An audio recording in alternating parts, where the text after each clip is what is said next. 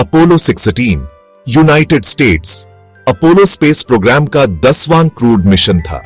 यह मिशन न केवल तकनीकी दृष्टिकोण से महत्वपूर्ण था, बल्कि इसके वैज्ञानिक उद्देश्यों ने भी इसे विशेष बना दिया। अपोलो 16 का मुख्य उद्देश्य चांद की सतह पर वैज्ञानिक प्रयोग करना और वहां से नमूने इकट्ठा करना था। इस मिशन ने चांद के बारे में हमारी समझ को और गहरा किया। यह चांद पर लैंड करने वाला 5वां मिशन भी था।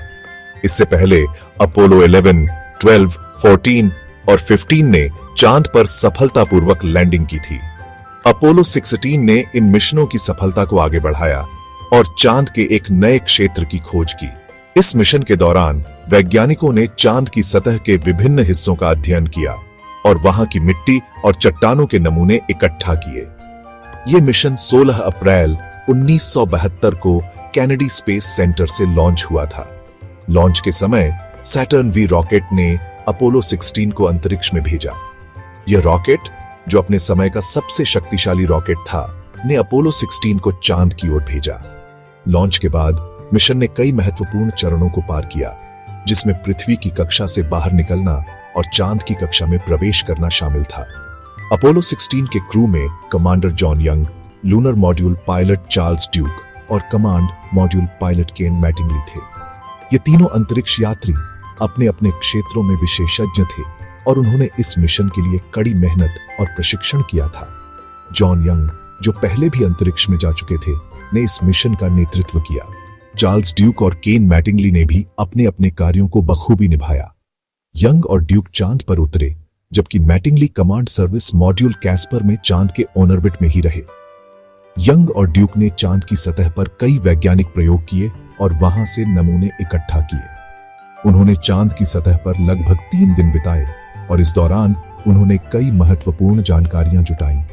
दूसरी ओर मैटिंगली ने चांद के ऑर्बिट में रहते हुए कई महत्वपूर्ण अवलोकन किए और मिशन के अन्य पहलुओं का ध्यान रखा। अपोलो 16 के लिए लैंडिंग साइट डेस्कार्टिस हाईलैंड्स थी, जो चांद का एक ऐसा रीजन था जिसे इसके वैज्ञानिक महत्व के लिए चुना गया था। डेस्कार्टिस हाईलैंड्स का क्षेत्र चांद की सतह पर एक ऊंचा और पहाड़ी इलाका है। इस क्षेत्र का अध्ययन करने से वैज्ञानिकों को चांद की भूगर्भीय संरचना और इतिहास के बारे में महत्वपूर्ण जानकारियां मिली। अपोलो 16 ने इस क्षेत्र में कई महत्वपूर्ण खोजें की, जो आज भी वैज्ञानिक अनुसंधान के लिए महत्वपूर्ण है। अपोलो 16 का मेन मकसद चांद के सैंपल इकट्ठा करना और चांद की सतह पर वैज्ञानिक उपकरण लगाना था। क्रू को ऑर्बिट से चांद की सतह की तस्वीरें लेने का काम भी दिया गया था। अपोलो 16 मिशन को कामयाब माना गया। क्रू ढेर सारा वैज्ञानिक डेटा लेकर धरती पर लौटा, जिससे वैज्ञानिकों को चांद की उत्पत्ति और विकास के बारे में और भी ज्यादा जानने में मदद मिली। अपोलो लूनर मॉड्यूल या LM वो स्पेसक्राफ्ट था जिसका इस्तेमाल अपोलो प्रोग्राम के एस्ट्रोनॉट्स ने चांद पर उतरने के लिए किया था।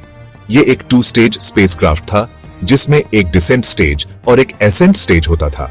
डिसेंट स्टेज में चांद पर उतरने के लिए इस्तेमाल होने वाला इंजन, साथ ही लैंडिंग गियर, फ्यूल टैंक और वैज्ञानिक उपकरण होते थे। एसेंट स्टेज में क्रू केबिन, एसेंट इंजन और लाइफ सपोर्ट सिस्टम होते थे। जब यंग और ड्यूक चांद की सतह पर खोजबीन कर रहे थे, वे चांद की अनदेखी सतह पर चल रहे थे। यह एक ऐसा अनुभव था जो बहुत ही कम लोगों को मिला है। चांद की सतह पर चलना और वहां की चट्टानों और धूल को महसूस करना एक अद्वितीय अनुभव था। यंग और ड्यूक ने वहां कई वैज्ञानिक प्रयोग किए और चांद की सतह के नमूने इकट्ठा किए।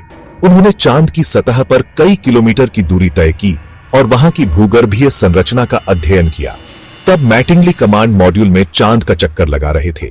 कमांड मॉड्यूल में रहकर मैटिंगली ने चांद की कक्षा में कई बार परिक्रमा की। यह एक बहुत ही चुनौतीपूर्ण कार्य था, क्योंकि उन्हें हर समय सतर्क रहना पड़ता था। कमांड मॉड्यूल में रहकर उन्होंने चांद की सतह की तस्वीरें ली और वहां के वातावरण का अध्ययन किया। यह एक बहुत ही महत्वपूर्ण कार्य था, क्योंकि इससे हमें चांद के बारे में बहुत सी नई जानकारियां मिली। इसका मतलब था कि मैटिंगली को चांद के फार साइड पर धरती से संपर्क टूट जाने का अनोखा अनुभव हुआ।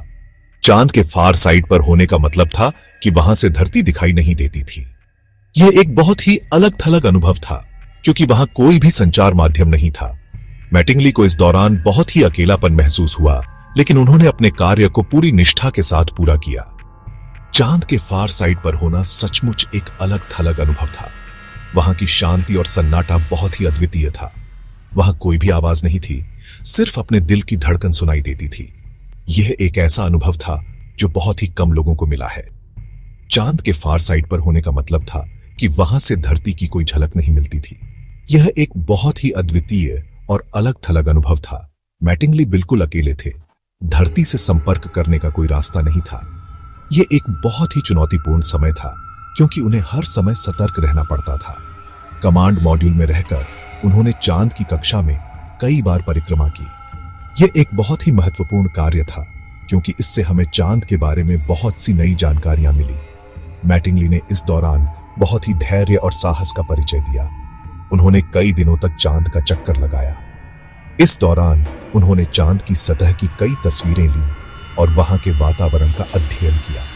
यह एक बहुत ही महत्वपूर्ण कार्य था, क्योंकि इससे हमें चांद के बारे में बहुत सी नई जानकारियां मिली। मैटिंगली ने इस दौरान बहुत ही धैर्य और साहस का परिचय दिया।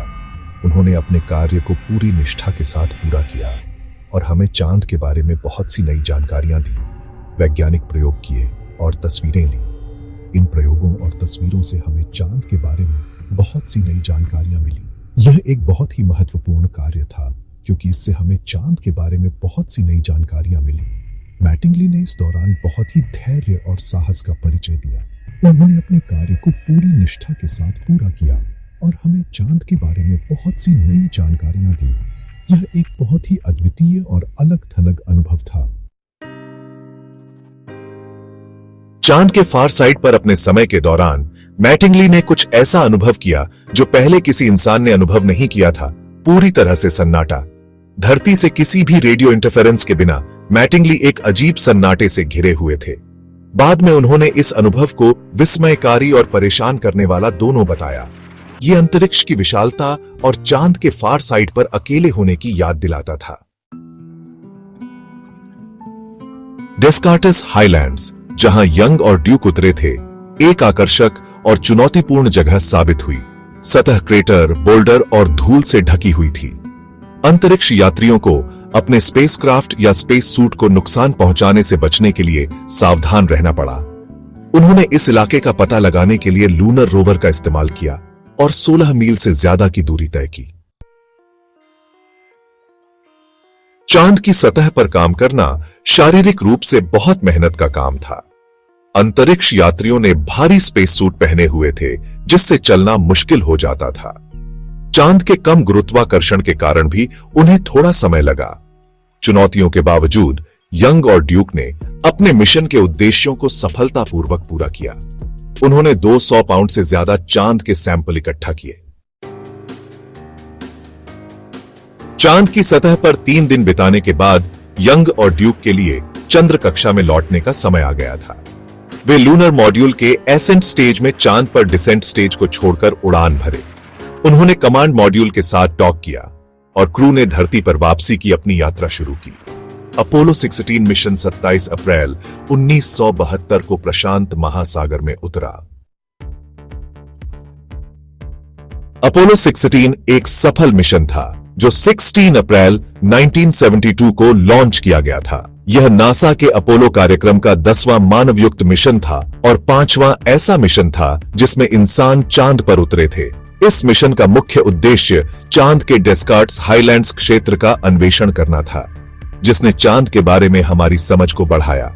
इस मिशन के दौरान क्रू ने चांद की सतह पर 71 घंटे बिताए और 95.8 किलोग्राम चांद की चट्टानों और मिट्टी के नमूने एकत्र किए। इन नमूनों ने वैज्ञानिकों को चांद की संरचना और उसकी उत्पत्ति के बारे में महत्वपूर्ण जानकारी प्रदान की। क्रू द्वारा लाए गए सैंपल और डेटा ने वैज्ञानिकों को चांद के इतिहास और भूविज्ञान के बारे में और जानने में मदद की। इन नमूनों के विश्लेषण से यह पता चला कि चांद की सतह पर ज्वालामुखीय गतिविधि हुई थी और यह भी कि चांद की सतह पर पानी के अणु मौजूद हैं। इस मिशन ने यह भी दिखाया कि इंसान चांद के चुनौतीपूर्ण वातावरण में काम कर सकते हैं और खोजबीन कर सकते हैं। अपोलो 16 के अंतरिक्ष यात्रियों ने चांद की सतह पर कई वैज्ञानिक प्रयोग किए। जिनमें सौर हवा के अध्ययन और चांद की सतह की भौतिक विशेषताओं का मापन शामिल था। अपोलो 16 मानव प्रतिभा और साहस की जीत थी। इस मिशन ने यह साबित कर दिया कि मानवता के पास अंतरिक्ष अन्वेषण के क्षेत्र में असीम संभावनाएं हैं। अपोलो 16 के क्रू ने अपने साहस और समर्पण से यह दिखाया कि हम किसी भी चुनौती का सामना कर सकते हैं। यह हमारी अंतरिक्ष अन्वेषण विरासत का एक महत्वपूर्ण हिस्सा बना हुआ है। अपोलो 16 मिशन ने न केवल वैज्ञानिक दृष्टिकोण से बल्कि मानवता के साहस और अन्वेषण की भावना को भी प्रकट किया। यह मिशन आज भी हमें प्रेरित करता है और हमें याद दिलाता है कि हम क्या हासिल कर सकते हैं जब हम अपने सपनों का पीछा करते हैं।